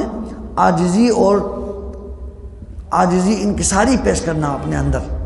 اب دیکھو نا، اسی لیے آپ دیکھو سجدہ انسان اپنے پیشانی کو زمین پہ رکھتا ہے، تو جب زمین پہ رکھتا ہے تو اللہ سبحانہ و تعالیٰ کا سب سے زیادہ تقرب اس کو حاصل ہوتا ہے۔ اقرب ما یکون العبد بینہ و بین ربہ وہو ساجد، سجدے کی حالت میں انسان اللہ کا بہت قریب ہوتا ہے، کیونکہ جتنے ہم تذلل اختیار کریں گے، عاجزی انکساری اختیار کریں گے، اتنا عبودیت کے کمال کے درجے کو پہنچتا ہے۔ تو تذلل اختیار کرنا، عاجزی اور انکساری پیدا کرنا اللہ کے سامنے، یہ عبادت ہے۔ اسی سے طریق المعبت ہے، یعنی تذلیل اپنے آپ کو کرنا اور ذلت یا اپنے آپ کو پست کرنا اپنے اللہ کے سامنے۔ اس کا مطلب یہ نہیں کہ انسان اپنے آپ کو ذلیل کرے اور ایسا سمجھے، وہ ذلیل نہیں ہے، اس کا مطلب اپنے اندر عاجزی پیدا کرے، انکساری پیدا کرے، تواضع پیدا کرے، سر کو اوپر نہ کرے اللہ کے سامنے، سر کو جھکا کے رکھے۔ یہ کیونکہ اللہ سبحانہ وتعالیٰ وحدہ لا شریک ہے، سب کچھ دینے والے اور رزق دینے والے، زندہ کرنے والے، مارنے والے، ہمارے ہر ایک سانس کی جو ہے اختیار اسی کے ہاتھ میں، تو اسی کے سامنے جھکنے کو عبادت کہتے ہیں۔ اور اس میں صرف تذلل کا معنی نہیں ہے، اس کے ساتھ عبادت میں محبت کا معنی بھی ہے، یعنی جب تک یہ تذلل اپنے آپ کے عاجزی انکساری، اپنے آپ کو پست سمجھنا، اس کے ساتھ ساتھ جس کی آپ عبادت کر رہے ہیں اس سے محبت نہ کرے، وہ عبادت نہیں بنتی۔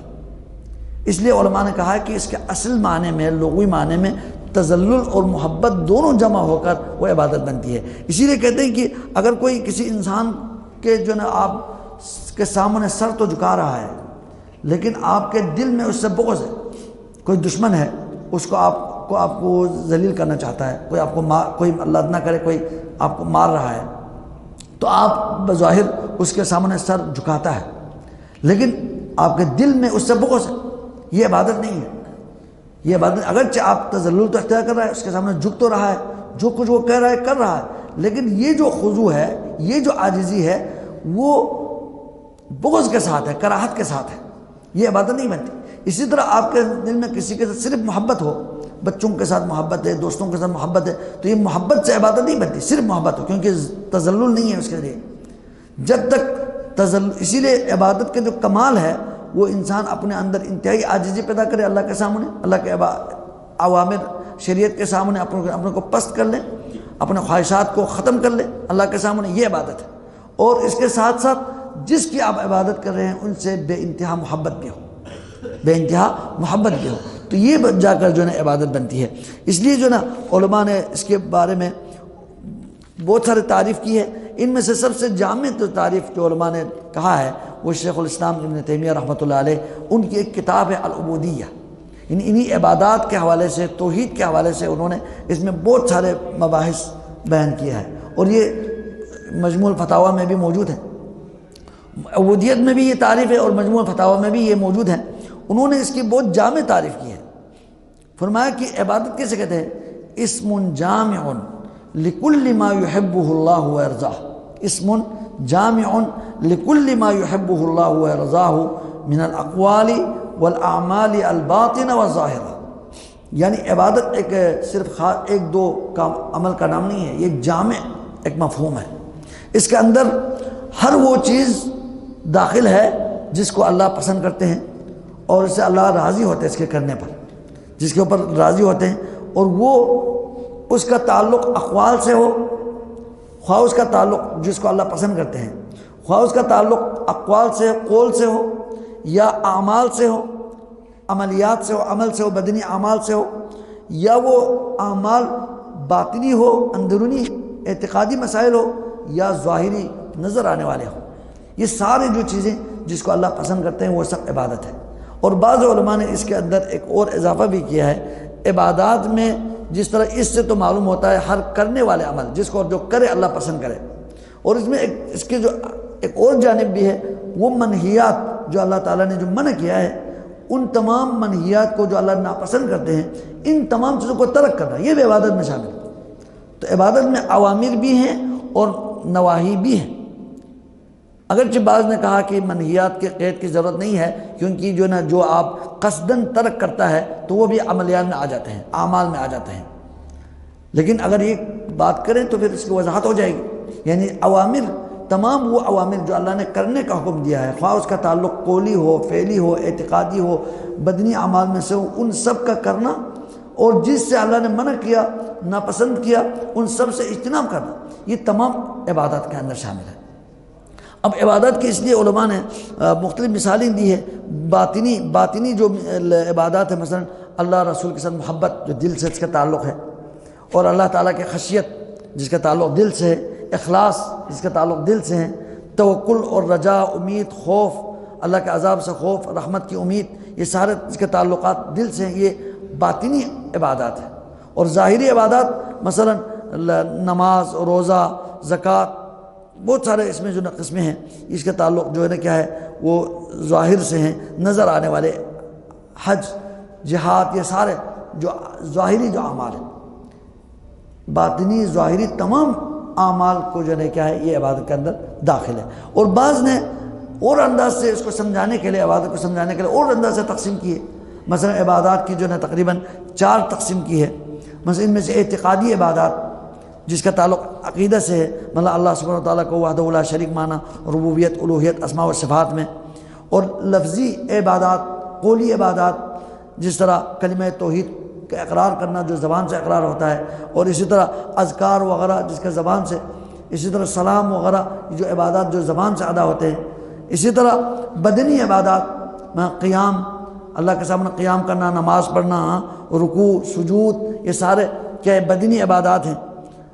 اور اسی طرح حج کرنا، آپ چل کے جاتے ہیں، بدنی عبادات میں بھی سے ہیں اور مالی بھی ہیں۔ اور طواف وغیرہ کرنا، یہ سارے کیا ہے، بدنی ہے۔ روزہ رکھنا، یہ سارے بدنی اعمال ہیں۔ اور چوتھی قسم علماء نے بیان کیا مالی عبادات، زکوٰۃ، صدقہ، خیرات، آپ مال سے، حج میں بھی آپ کا مال خرچ ہوتا ہے، یہ سارے کیا ہے، مالی عبادات ہیں۔ تو جو بھی جس کو بھی عبادت کہیں، وہ تمام عبادتوں کو صرف اور صرف اللہ سبحانہ وتعالیٰ کے لیے کرنا، اسی کے لیے کرنا کیا ہے، ضروری اور واجب ہے۔ اور تمام عبادات اللہ کے علاوہ کوئی اس کا مستحق نہیں ہے۔ تو اللہ سبحانہ وتعالیٰ نے فرمایا وَاعْبُدُوا اللَّهَ، اللہ کی عبادت کرو، وَلَا تُشْرِكُوا بِهِ شَيْئًا، اس سے کسی کو شریک نہ ٹھہراؤ، شرک نہ کرو، یعنی عبادات صرف اللہ کی۔ جس طرح حدیث معاذ میں ہے حق اللہ علی العباد ان یعبدوہ ولا یشرکوا بہ شیئا، یہ اللہ کا حق ہے، لوگ صرف اللہ کی عبادت کریں اور اللہ سبحانہ وتعالیٰ کے علاوہ کسی کو شریک نہ ٹھہرائیں۔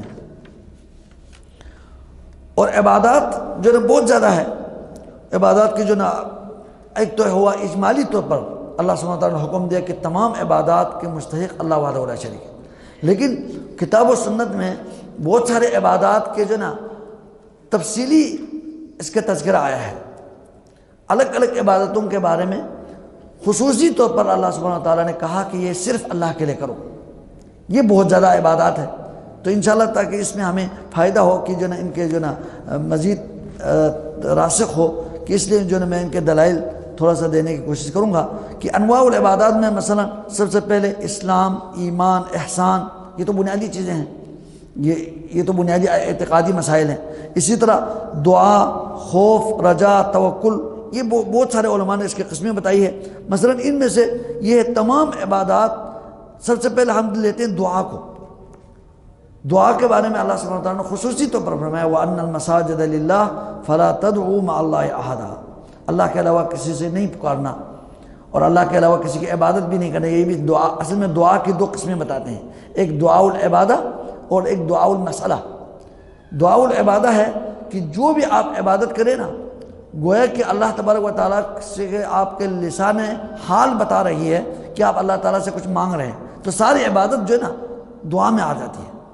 اور ایک ہے دعاء المسئلہ، یا آپ اللہ سے باقاعدہ کوئی مانگ رہے ہیں، کوئی حاجت مانگ رہے ہیں، یہ دعاء المسئلہ ہے۔ تو دعا کی دونوں قسمیں جو ہے نا وہ عبادت ہے، اور وہ اللہ سبحانہ وتعالیٰ کے علاوہ کوئی اس کا مستحق نہیں ہے۔ مثلا حدیث میں آیا کہ نبی علیہ الصلوۃ والسلام نے فرمایا الدعاء هو العبادہ، الدعاء هو العبادت، دعا ہی عبادت ہے۔ پھر آپ علیہ السلام نے اس کے بارے میں دلیل کے طور پر آپ نے قرآن کی یہ آیت بھی سنائی، وقال ربکم ادعونی استجب لکم، وقال ربکم تمہارے رب نے فرمایا ہے، کہا ہے، ادعونی مجھ ہی سے مانگو، مجھ ہی سے مانگو، استجب لکم میں تمہیں تمہاری دعاؤں کو میں قبول کروں گا۔ ان الذین یستکبرون عن عبادتی، پھر کیا فرمایا، بے شک وہ لوگ جو میری عبادت سے تکبر کرتا ہے۔ یہاں عبادت سے کیا مراد ہے؟ دعا ہے، یعنی اللہ نے فرمایا میری مجھ سے مانگو، مجھے میری ہی عبادت کرو، مجھ ہی سے دعا کرو۔ جو اس دعا کا انکار کرے گا، اللہ سے نہیں مانگے گا، سیدخلون جہنم داخرین، وہ جہنم میں ذلیل ہو کر وہ جہنم میں جائیں گے۔ تو یہ حدیث ہے جو الدعاء هو العبادہ جو فرمایا، یہ سنن ابی داؤد میں 1481 نمبر، 1481 سنن ابی داؤد میں، اور جامع الترمذی میں 2970 یا 69 اس نمبر میں یہ دونوں حدیث موجود ہے، اور صحیح سند کے ساتھ یہ موجود ہے۔ دعا ہی عبادت ہے، اور عبادت اللہ سبحانہ وتعالیٰ کے علاوہ کسی کے لیے جائز نہیں ہے۔ اللہ نے فرمایا مجھ ہی سے مانگو، استجب لکم وَإِذَا سَأَلَكَ عِبَادِي عَنِّي فَإِنِّي قَرِيبٌ أُجِيبُ دعوت الداعِ، میں ہی دعا کو قبول سنتا ہوں، میرے علاوہ کوئی دعا سننے والا قبول کرنے والا نہیں ہے۔ تو دعا کے بارے میں خصوصی طور پر آیا کہ یہ اللہ ہی کے لیے خالص ہونے چاہیے۔ اسی طرح خوف اور رجا، خوف کسے کہتے ہیں؟ ڈرنا، کسی سے ڈر پیدا ہونا۔ ایک خوف کی علماء نے 2 قسمیں بتائی ہیں۔ ایک خوف ہے خوف طبیعی، انسان طبیعی طور پر فطری طور پر کسی سے ڈرتا ہے، شیر سے ڈرتا ہے، درندے سے ڈرتا ہے، کسی دشمن سے ڈرتا ہے، وہ مارنے کا آیا تو ڈاکو سے ڈرتا ہے، دہشت گرد سے ڈرتا ہے، بھاگتا ہے، اپنے آپ کو بچاتا ہے۔ یہ طبیعی خوف ہے، اس میں شرک نہیں ہے، یہ شرک کی بات نہیں، یہ انسان کے فطری طور پر آپ آگ سے ڈرتا ہے، اپنے آپ کو بچاتا ہے، سردی سے ڈرتا ہے، مثلا آپ اس میں یعنی وہ گرم کپڑا پہنتے ہیں۔ تو پھر یہ جو خوف ہے نا، جو اس طرح کی طبیعی خوف ہے، یہ خوف تو طبیعی خوف ہے، اس میں عبادت کی بات نہیں ہے، اس میں تو اپنے آپ کو بچانا چاہیے۔ وَلَا تُلْقُوا بِأَيْدِيكُمْ إِلَى التَّهْلُكَةِ، اپنے آپ کو ہلاکت میں نہ ڈال، اللہ نے آپ کو عقل دی ہے۔ تو پھر یہ نہیں ہے، لیکن جو خوف ہے نا، خوف جو ڈرنے کا جو معنی ہے، وہ ایک ما فوق الاسباب، ما وراء الاسباب، آپ کسی طاقت سے ڈرے، کوئی آپ سمجھے کہ میں اگر اس فلان پیر اور مرشد کے جو نہ بات نہ مانوں، اس کو نظر و نیاز نہ چڑھاؤں، اس کے قبر کے پاس نہ جاؤں، یا اس سے کچھ نہ مانگوں، اس کی تعریفی کلمات نہ کہوں، تو پھر یہ مجھے مجھے نقصان پہنچائے گا۔ کسی غیر اللہ کی طاقت سے ڈرنا، جو اللہ کی طاقت کے جو نا مقابلے میں، خوف صرف اللہ سبحانہ تعالیٰ سے۔ اس لیے اللہ سبحانہ تعالیٰ نے فرمایا نا، فَلَا تَخَافُوهُمْ وَخَافُونِي إِن كُنتُم مُؤْمِنِينَ، ان سے نہ ڈرو، یہ غیر اللہ سے نہ ڈرو، وَخَافُونِي صرف مجھ ہی سے ڈرو، إِن كُنتُم مُؤْمِنِينَ اگر تم پکے ایمان والے ہو، مومن ہو، تو صرف مجھ ہی سے ڈرو۔ خوف کیا ہے؟ یہ عبادت ہے۔ جو ما فوق الاسباب، اور جو غیر اللہ سے لوگ ڈرتے ہیں کہ اگر میں جو نا یہ بھی اس میں جنات میں یا غیر اللہ میں کوئی طاقت ہے، یہ مجھے نقصان پہنچا سکتا ہے، جلب منفعت دفع مضرت کا جو نا تصور ہے، جس کی وجہ سے ڈرتا ہے، تو یہ خوف جو نا کیا ہے؟ عبادت میں گوئے کہ وہ اس عبادت میں خوف میں وہ شرک کر رہا ہوتا ہے۔ تو صرف یہ اللہ سبحانہ تعالیٰ کے ساتھ خاص ہے، وَخَافُونِي إِن كُنتُم مُؤْمِنِينَ۔ اسی طرح الرجا، امید رکھنا۔ ایک تو ہم ظاہری اپنے ایک محسن سے امید رکھتے ہیں، وہ تو فطری چیز ہے، کسی دوست سے خیر کی امید رکھتے ہیں، یہ مجھے ایسا اچھا سلوک کرے گا۔ آپ اپنے بیٹے سے حسن سلوک کی امید رکھتے ہیں، یہ تو فطری چیزیں ہیں۔ لیکن ایک ہے ما وراء الاسباب، یعنی اللہ سبحانہ و تعالیٰ آپ کے دل میں ہے کہ اگر میں اللہ کی عبادت کروں، اللہ تبارک و تعالیٰ کی شریعت پر چلوں، اللہ سے محبت کروں، اس کی شریعت کو تسلیم کروں، تو پھر اللہ سبحانہ و تعالیٰ مجھے دنیا میں بھی اللہ تعالیٰ مجھے عزت دے گا، اور آخرت میں بھی اللہ سبحانہ و تعالیٰ مجھے اعلیٰ علیین میں مقام دیں گے، مجھے اللہ تعالیٰ عزتوں سے نوازیں گے، درجات سے نوازیں گے، جنت اللہ تعالیٰ مجھے عطا کریں گے۔ یہ امید، رحمت کی امید، اللہ کے عذاب سے ڈر اور رحمت کی امید، یہ دونوں خالصتاً عبادت ہے۔ فمن کان یرجو لقاء ربہ، جو اللہ سبحانہ و تعالیٰ کے لقاء کی امید رکھتا ہو، جس کے اندر یہ امید ہو، تو فلیعمل عملا صالحا، اسے نیکی کرنا چاہیے، ولا یشرک بعبادت ربی احدا، اللہ کے عبادت میں کسی کو شریک نہ ٹھہرائیں۔ تو یہ رجا اور خوف جو ہے نا یہ بہت ضروری ہے۔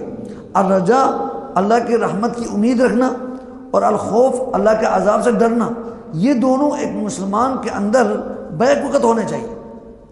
خوف اور رجا دونوں بیک وقت ہونا چاہیے۔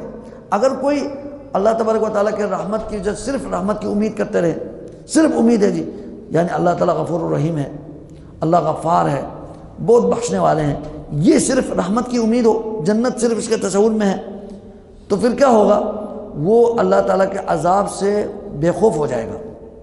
صرف رحمت کی امید ہے، اللہ کے عذاب اس کے تصور میں نہیں ہے، تو پھر کیا ہوگا؟ اللہ کے عذاب و عقاب سے بے خوف ہو جائے گا۔ تو بے خوف ہو جائے نا تو یہ نقصان اٹھانے والوں میں سے ہے۔ فلا یأمن من مکر اللہ الا القوم الخاسرون، اللہ کے مکر سے، عذاب سے بالکل بے خوف ہو جانا، یہ بھی نقصان اٹھانے والے ہیں۔ وہ کیا ہوگا؟ وہ سارے برائیوں کی طرف مرتکب ہو جائیں گے، کیونکہ وہ کہتے ہیں غفور الرحیم ہے۔ لیکن اللہ سبحانہ تعالیٰ نے جہاں غفور الرحیم کو ذکر کیا نا وہاں شدید العقاب کو ذکر فرمایا۔ نبئ عبادی انی انا الغفور الرحیم وان عذابی هو العذاب العلیم، میرے بندوں کو بتا دیجئے کہ میں بہت زیادہ بخشنے والا ہوں، بہت زیادہ رحم کرنے والا ہوں، اور ساتھ یہ بھی بتا دیجئے میرا عذاب بھی بہت زیادہ سخت ہے، عذاب بھی بہت سخت ہے۔ تو رحمت کی صرف امید، عذاب کے خوف بالکل نکل جائے تو یہ بھی گمراہی ہے، یہ بھی گمراہی ہے۔ لیکن دوسرا جو جانب کیا ہے؟ صرف خوف پیدا ہونا، یعنی اللہ تعالیٰ کے جو ہے نا وہ شدید العقاب ہے، جہنم اتنے بہت زیادہ وسیع اور عریض میں اللہ نے جہنم پیدا کیا۔ کل قیامت کے دن جہنم کو لایا جائے گا اور جہنم کے کتنے لگام ہوں گے؟ 70,000 لگام ہوں گے، ایک ایک لگام کے ساتھ 70,000 فرشتے ہوں گے، کھینچ رہے ہوں گے۔ صحیح حدیث ہے، صحیح مسلم کی روایت ہے۔ آپ ان کو دیکھیں اور کہہ دیں کہ جو نا اب تو پھر میں تو جہنم میں چلا گیا۔ جہنم اور اللہ کا عذاب و عقاب سے خوف خوف، اللہ کے رحمت سے بھی نا امیدی ہو جائے گی۔ صرف خوف کو آپ بٹھا دیں، آپ اس کو اپنے ذہن پہ سوار کریں تو پھر کیا ہو جائے گا؟ رحمت سے نا امیدی ہو جائے گی، تو یہ بھی گمراہی ہے۔ فلا یقنطوا من رحمت اللہ الا الضالون، اللہ کے رحمت سے نا امیدی بھی ضلالت ہے، یہ بھی کفر ہے۔ تو رحمت اور رحمت کی امید اور عذاب کے ڈر، اللہ کے عذاب کا ڈر، یہ ساتھ ساتھ ہونی چاہیے۔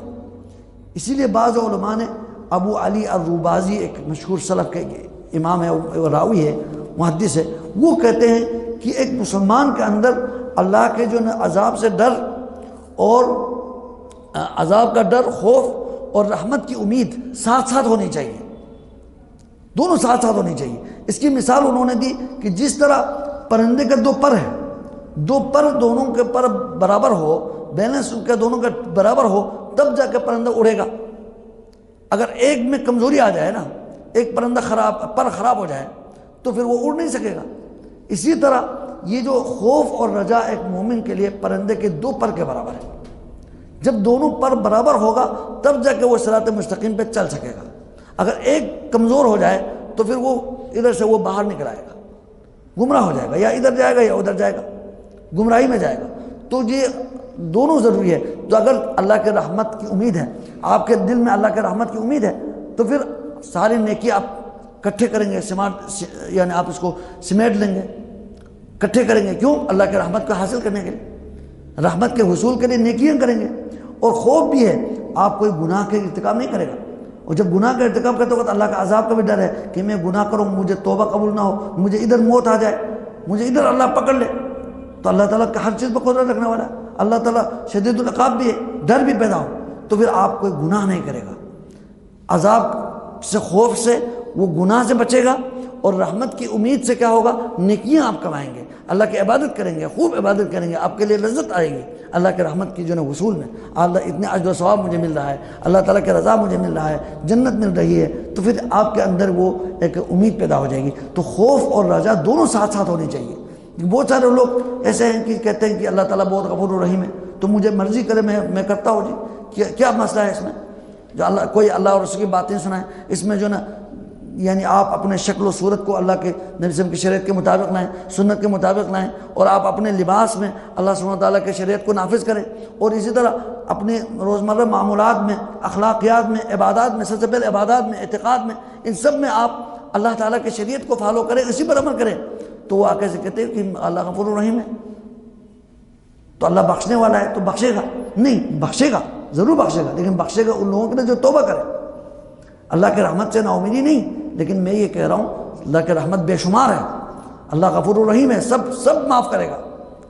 قل یا عبادی الذین اسرفوا علی انفسہم لا تقنطوا من رحمت اللہ، اللہ کے رحمت سے نا امید نہ ہو جائے، ان اللہ یغفر الذنوب جميعا، لیکن ساتھ ساتھ کیا فرمایا؟ وانیبوا الی ربکم، ساتھ اسی آیت کے ساتھ ساتھ سورہ زمر میں وانیبوا الی ربکم، اللہ کے طرف لوٹو، رجوع کرو، واسلموا لہ، اس کے تابعداری کرو، مطیع فرمان بردار ہو جاؤ، اس کے سامنے سر جھکاؤ، تب معاف کرے گا اللہ تعالیٰ۔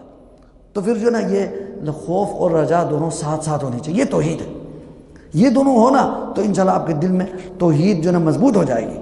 اور یہ خوف اور رجا صرف اللہ کے لیے، ہمارا موضوع ہے خوف اور رجا صرف اللہ کے لیے، کسی اور سے ڈرنا شروع کرے نعوذ باللہ۔ یہ جو مشرکین ہوتے ہیں نا، یہ تو بہت ہی زیادہ اندر سے پریشان ہوتے ہیں، بہت پریشان ہوتے ہیں، ان بیچاروں کے جو نا وہ زندگی بالکل ادھوری ہے، وہ تو ہر چیز سے ڈرتے ہیں، ہر چیز سے ان کا خوف ہوتا ہے، اور ہر چیز سے امید کی وہ جو نا چکر میں ہوتے ہیں، غیر اللہ سے ڈرتے ہیں، ہر چیز سے ڈرتے ہیں، اسی لیے ان کے لیے امن نہیں ہے، ان کے لیے خوف ہی خوف، کیونکہ انہوں نے خوف کو اللہ کے لیے نہیں کیا نا، انہوں نے اپنی محبت کو اللہ کے لیے خاص نہیں کیا، تب جا کے وہ بے چین ہے، ان کی جو ان کی دنیا بھی جہنم ہے، جہنم میں پہنچنے سے پہلے یہاں بھی جہنم، اضطرابی کیفیت ہے۔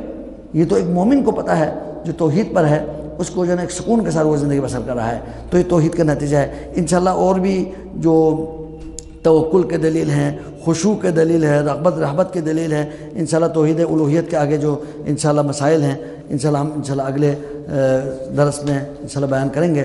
اللہ سبحانہ و تعالی ہمارے یہاں آنا اللہ سبحانہ و تعالی قبول اور منظور فرمائیں۔ اللہ تبارک و تعالی کی ذات، اللہ کے جو نا الوہیت، ربوبیت، اسماء و صفات میں جو ہم علم حاصل کر رہے ہیں، اللہ سبحانہ و تعالی اس میں اللہ تعالی ہمیں برکت دیں، اور اللہ تبارک و تعالی ہمیں ان علوم کو سمجھنے اور اس کے اوپر عمل کرنے اور زندگی اسی کے مطابق ڈالنے کی اللہ سبحانہ و تعالی ہم سب کو توفیق عطا فرمائیں۔ اللہ سبحانہ و تعالی تمام بیماروں کو اللہ تعالی شفاء کاملہ عاجلہ نصیب فرمائیں۔ خاص طور پر ہمارے بھائی اوکاشا بیمار ہے، اللہ سبحانہ و تعالی ان کو، ان کے والد محترم پروفیسر ڈاکٹر طارق الرحمن شاہ صاحب کو، اور دیگر جو بھی جملہ بیمار ہیں، اللہ سبحانہ و تعالی ان سب کو اپنے خاص فضل و کرم سے ان کو شفاء کاملہ عاجلہ نصیب فرمائیں۔ اللہ سبحانہ و تعالی ان کو پھر شفا دے کر دوبارہ دین کی خدمت کرنے کی، اس طرح جو نا پروگراموں کی سرپرستی کرنے کی اللہ سبحانہ و تعالی ہم سب کو توفیق عطا فرمائیں۔ اللہ سبحانہ و تعالی ہم سب کو اپنے حفظ و امان میں رکھیں، اور ہم سب کو حفظ اپنے یعنی خاص فضل و کرم سے صحت عافیت کے ساتھ ایمان عمل والی اللہ تعالی ہمیں زندگی نصیب فرمائیں۔ وآخر دعوانا ان الحمد للہ رب العالمین۔